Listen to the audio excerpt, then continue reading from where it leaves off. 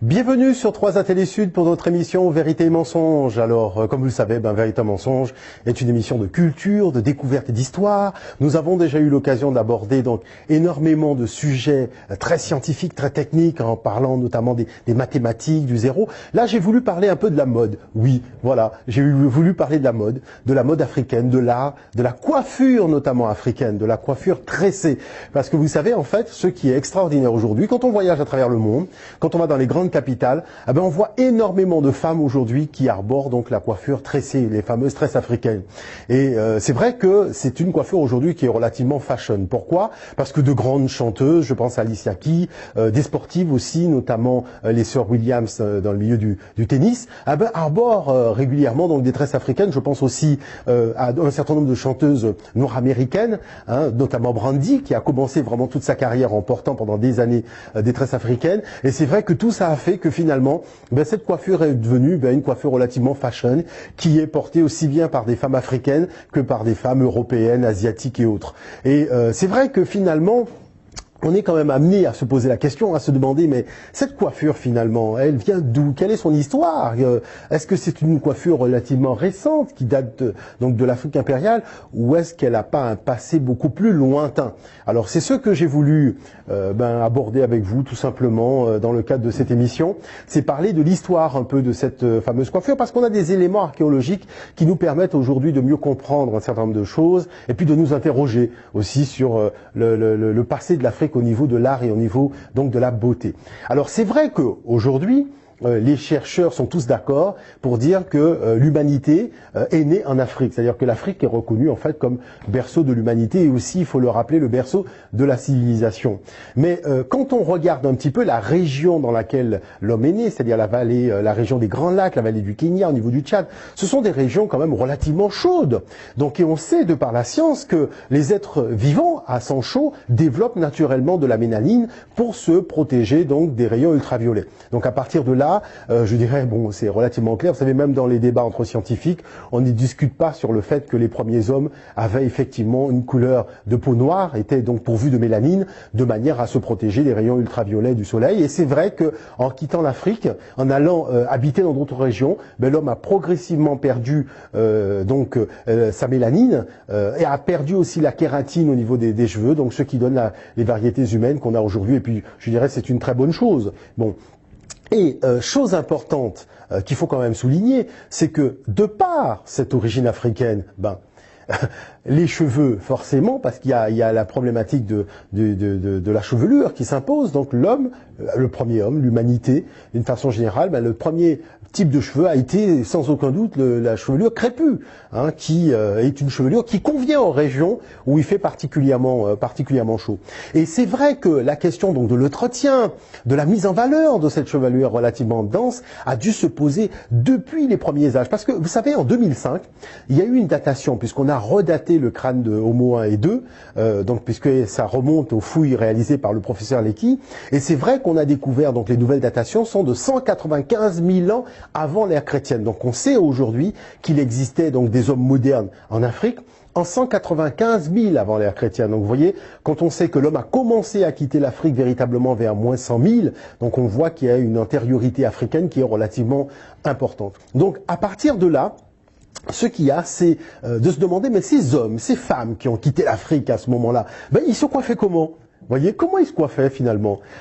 C'est là où l'archéologie est relativement intéressante, parce que ça nous permet de retrouver un certain nombre de vestiges et de voir comment se coiffaient notamment les femmes de l'époque. Alors, il faut savoir que véritablement, la première découverte sur cette thématique-là nous vient d'Autriche.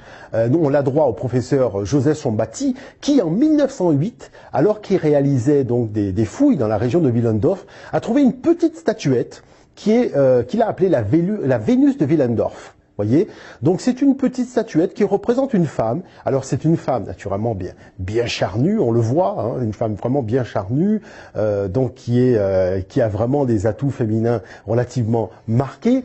Et ce qui est important, c'est de regarder son visage, en fait, de regarder la forme de sa tête, parce que qu'est-ce qu'on constate?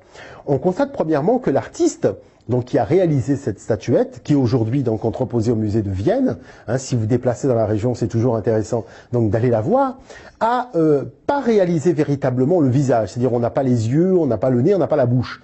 Mais la statuette est complètement couverte d'une espèce de coiffure qui prend vraiment toute la forme du visage et qui est sous forme de bosse donc alignée. Et c'est vrai que, si vous voulez, les chercheurs européens d'une façon générale sont complètement perdus lorsqu'il s'agit d'analyser, de comprendre pourquoi l'artiste a réalisé une chevelure comme celle-là. Et effectivement, on a le professeur Piet, qui est un professeur français, donc c'est un préhistorien français, qui a eu l'occasion donc d'analyser finalement cette statuette. Et que dit-il? Il dit tout simplement que lorsqu'on regarde un peu, notamment la Vénus au Tanto, hein, la Vénus au Tanto donc d'Afrique, on connaît un peu maintenant, un peu mieux d'ailleurs, les périples de cette femme. Quand on regarde donc les femmes Bushman, ben on sent bien qu'il y a une espèce de filiation culturelle entre cette Vénus de Willendorf et ces femmes africaines, donc l'Europe a eu l'occasion de découvrir à l'époque donc de l'arrivée des Européens en Afrique d'une façon générale. Vous voyez, donc ça c'est important de le souligner puisque ça nous donne déjà des indications. Alors je vais revenir dessus parce qu'il y a un deuxième témoignage qui est un témoignage français, celui-là. Alors on la présente comme étant généralement la première dame française, c'est la dame de Brassem-Pouy. Alors cette dame de Brassem-Pouy, qu'est-ce que c'est? En fait, c'est une petite statuette qui fait moins de 4 cm de hauteur, donc 3,65 cm exactement, qui est entreposée donc au musée de la préhistoire à Saint-Germain-en-Laye.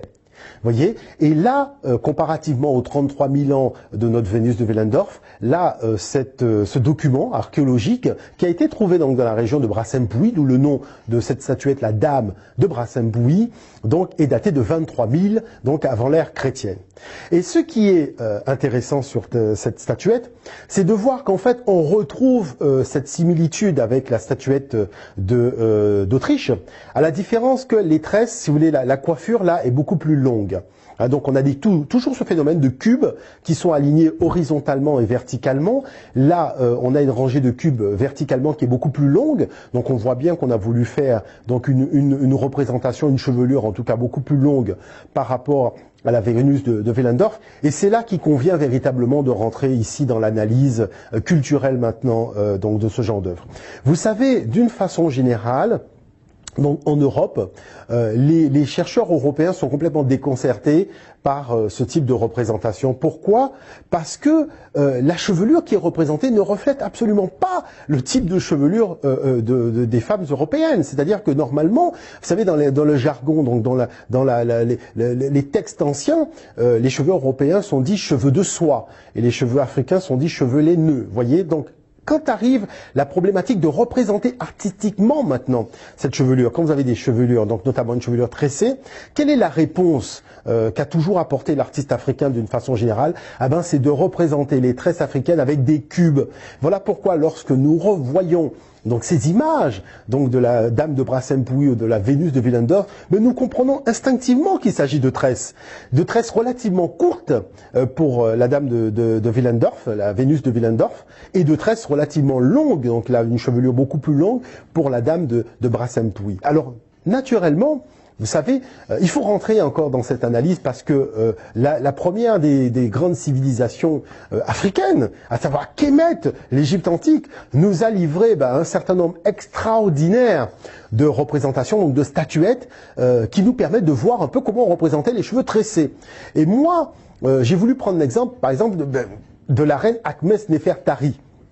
Akhmès-Néfertari, c'était la femme donc d'Ahmosis, le fameux pharaon Ahmosis, donc qui est le fondateur de la 18e dynastie. Et ce qui est important pour nous, en fait, c'est de savoir que cette femme, lorsqu'elle est morte, les prêtres égyptiens, dans le cadre de la momification, du rituel de la momification, ont refait ces tresses à neuf. Vous voyez, donc les tresses ont été refaites à neuf. Voilà pourquoi aujourd'hui, quand on regarde sa momie, on voit effectivement qu'elle porte de très belles tresses africaines. Bon.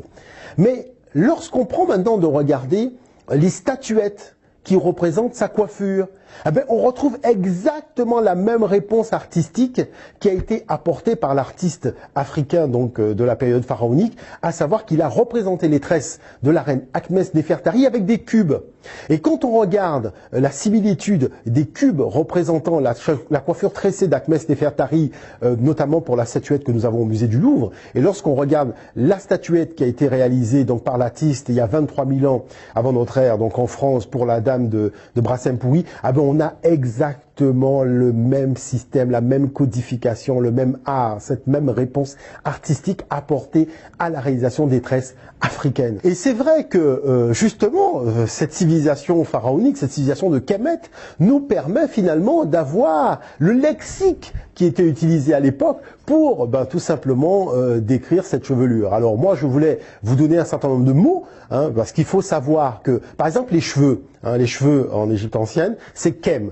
Mais ce qui est important, c'est que le déterminatif kem, la graphique kem qui est utilisée, c'est une graphique qui est généralement utilisée pour qualifier la couleur noire. Donc, en utilisant le mot kem avec donc les 4 branches de cheveux tressés, les Égyptiens tout simplement nous ont déjà dit que leurs cheveux étaient noirs et tressés. Vous voyez, donc les gens qui racontent qu'ils avaient des cheveux blonds, il va falloir qu'ils nous expliquent pourquoi dans la graphie ils ont utilisé un terme qui veut dire noir et tressé. Donc ça c'est quand même quelque chose d'important, mais il fallait le dire quand même au passage. Bon, donc ensuite les tresses c'était nébet. Vous voyez, quand on disait la tresse, c'était nébet. Quand on disait le lock de cheveux, vous savez, parce que la tresse c'est 3 locks de cheveux qu'on va entremêler donc harmonieusement. Là c'est yar. Vous voyez, pour dire la loque de cheveux c'est yar. Neshout. Alors vous savez, là c'est véritablement quand on a les cheveux en pétard, comme on dit généralement, les cheveux en désordre, les cheveux crépus en désordre, c'est neshout. Voilà comment on qualifiait donc les cheveux quand ils n'étaient pas coiffés. Et la perruque, ce qu'on appelle le tissage, c'était neba. Oui, parce que le tissage existait déjà depuis l'époque pharaonique. Les femmes avaient l'habitude de faire des tresses et de recourir au tissage. Vous voyez, donc c'est quelque chose véritablement de très ancien. Mais le tissage pour faire des tresses, ça il faut quand même le signifier parce que c'est important. Donc le mot, la graphie pharaonique, c'est neba. D'accord? Donc ça, c'était important de le dire. Donc on s'aperçoit finalement que dans ce type donc de travaux historiographiques, c'est toujours bien d'avoir une collaboration entre chercheurs européens et chercheurs africains. Pourquoi? Parce que l'humanité est née en Afrique, donc les chercheurs africains sont porteurs d'un certain nombre d'éléments culturels, d'éléments artistiques qui peuvent permettre aux chercheurs européens d'avoir des réponses beaucoup plus rapides finalement à un certain nombre de questionnements, puisque nous sommes dans le domaine de l'art. L'art c'est très subjectif, ça repose aussi sur une tradition culturelle. Et puis d'aucuns savent que l'homme qui a quitté l'Afrique et qui s'est installé en Europe, puisqu'on sait que l'installation au niveau de l'Europe, c'est à partir de 40 000, 30 000 avant l'ère chrétienne. Vous voyez donc la Vénus de Willendorf, donc de 33 000 ans. Nous sommes tout à fait dans cette période d'installation des hommes modernes africains en Europe. Donc c'est normal qu'elle porte encore une chevelure africaine, parce qu'il a fallu du temps pour que la kéranide disparaisse et que l'homme s'acclimate à son nouvel environnement. Vous voyez, donc tout ça, c'est totalement logique. Ces 23 000 ans de la dame de Bracem-Pouy, c'est toujours dans ce cadre-là. Parce qu'il faut savoir que le principe de différenciation des variétés humaines a pris du temps. Il a fallu véritablement pratiquement 20 000 ans pour qu'on arrive aujourd'hui aux variétés humaines qu'on a. Donc ça, c'était important de le noter. C'est important aussi de revenir sur les travaux notamment de Denis Kapar, et chose qui avait déjà été soulignée par le professeur Shekantadop. Quand on prend par exemple le casque de Ramsès II, le casque de combat, le Kepresh, le casque de Ramsès II, donc casque de combat, effectivement on s'aperçoit qu'il y a beaucoup de petites formes en forme de cercle, de petits cercles, de nombreux petits cercles sur le casque, et on s'est aperçu notamment en regardant la coiffure des dignitaires Tutsis qu'il s'agissait tout simplement de la stylisation des cheveux crépus. Vous voyez, donc c'est aussi donc la forme et la représentation artistique de certains objets repose tout simplement sur des fonds culturels typiquement africains. Donc ça, c'est important de le noter. Et en conclusion, je voulais tout simplement vous dire que il faut savoir que la coiffure répondait, donc la coiffure tressée répondait à un certain nombre de choses. C'était la beauté, parce qu'il fallait mettre en valeur la femme. C'était aussi la durée, le côté pratique, puisque une fois qu'on est tressé, on peut rester 15 jours, 3 semaines donc tressé. Et puis c'était aussi le statut social, parce que vous avez des coiffures de reines, de princesses, de dignitaires. Donc c'est aussi, et puis c'est resté finalement dans la tradition africaine d'une façon générale, on différencie le rang social des femmes à partir de leur coiffure. Voilà, ben, j'espère que cette émission vous aura totalement passionné, puis vous aura permis d'avoir un regard nouveau sur les tresses africaines. En tout cas, je vous invite à nous suivre régulièrement. Je vous invite aussi à participer au salon Boucle d'Ébène qui se déroule chaque année donc à Paris et qui met en valeur donc les coiffures naturelles des femmes africaines. Je vous remercie et à bientôt.